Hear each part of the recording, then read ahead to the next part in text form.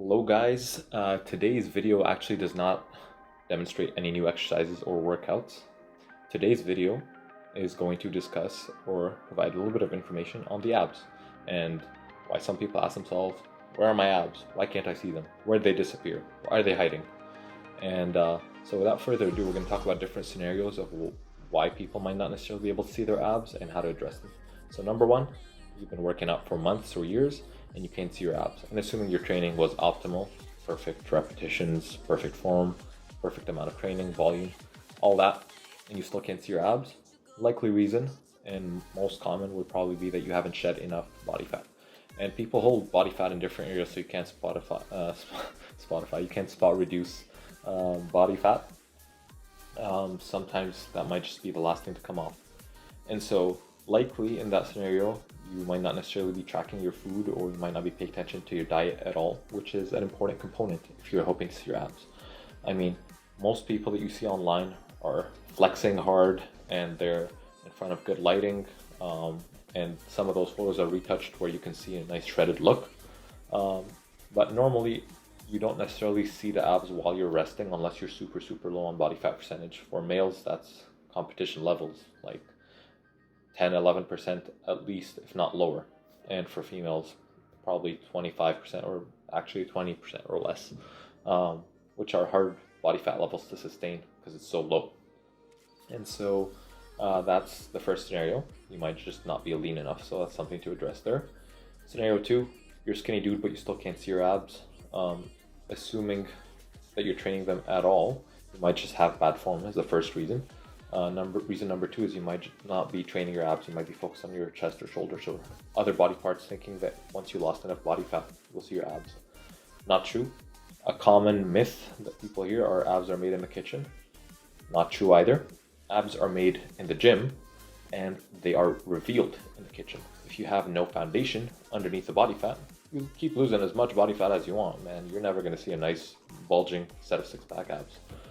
And so there's that too. Another reason is you might not be consuming enough protein. Assuming your training is optimal and you're doing all the other things right, you need to consume enough protein to actually see muscle gain. And lots of people who train aren't necessarily paying attention to that if they're not dieting or not conscious of their diet. Most people that train will consume anywhere from 1.5 grams to up to 3.1 grams per kilogram of protein, and that is a lot. So if you have any kidney issues, obviously be mindful and talk to your doctor. And in general, if you're making a drastic change, also talk to your doctor about that. And then the last scenario I'm going to talk about here is you're not training your lower abs. So you might be able to see your top two abs maybe, but you can't see the bottom two or bottom four, depending on what your rectus abdominis looks like. And that could likely be because you're not training your lower abs. So there's different exercises to target the upper abs and lower abs. You have different muscles in the abdomen. First of all, let's talk about those. So you have your rectus abdominis, which is a muscle that helps flex your torso forwards, or if you're looking at a side profile, it flexes you this way. And then you have your obliques, which help with twisting. And then you have your serratus anterior, which isn't an abdominal muscle, it's actually a shoulder muscle, but it has that, you know, those lines you see on the sides? Yeah, that's your serratus anterior, and it's a shoulder stabilizer.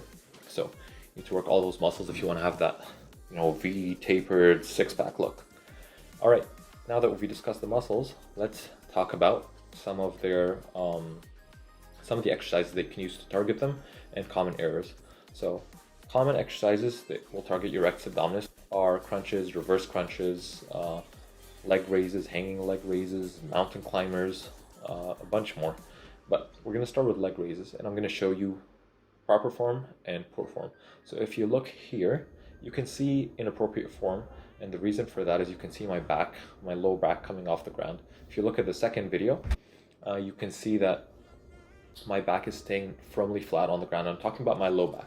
Okay, so if your low back is arching over off the ground, you're not necessarily engaging the muscles of your abs. You could have tight hip flexors, or you could be using your hip flexors instead, which will actually basically mean that your ab training is useless for the most part. And so the way you combat that is using a posterior pelvic tilt, or a simple layman cue is to make sure your low back stays nice and flat and planted on the ground. Okay, and let's show you a posterior pelvic tilt. So if you look at this picture here, you can see that I drew an imaginary line through the pelvis, okay? If you're allowing your back to arch off the ground, you can see the pelvis tilts anteriorly. And if you're allowing it, or if you're controlling it with a posterior pelvic tilt, it's going to tilt the other way, actually. It might not be as drastic, or you might not be able to see much on the video, but that's essentially what you should be doing. And so you should think about squeezing the muscle of your abs, maybe even your glutes, depending on the exercise, in order to get that posterior pelvic tilt to engage your abs and make sure you're training them, okay? And the same thing applies with other exercises. I mean, even with a mountain climber or plank, if you don't have that posterior pelvic tilt, you're not engaging the abs. So with a plank, you want to make sure your body is fairly flat. You want to make sure your hips aren't too high up, and you want to make sure they're not too low down. If they're too low down, you're not engaging your abs. If they're too high up, you're not engaging your abs. Same thing with a mountain climber. And with the leg raises, if you're allowing your back to arch, you're not training your abs. And so that is all in terms of the form for these exercises.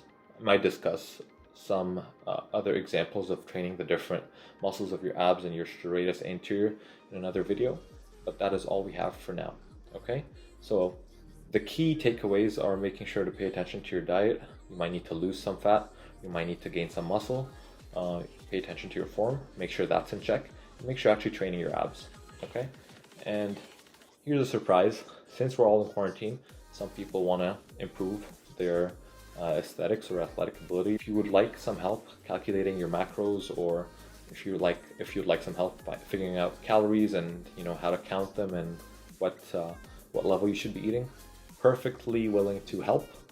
I'm not a nutritionist, I'm not a dietitian, I'm just saying that off the top, but I have a little bit of experience there, and so I'm open to helping. So just message me if you'd like some help, okay? And that is all for today's video. Thank you guys for watching. Peace.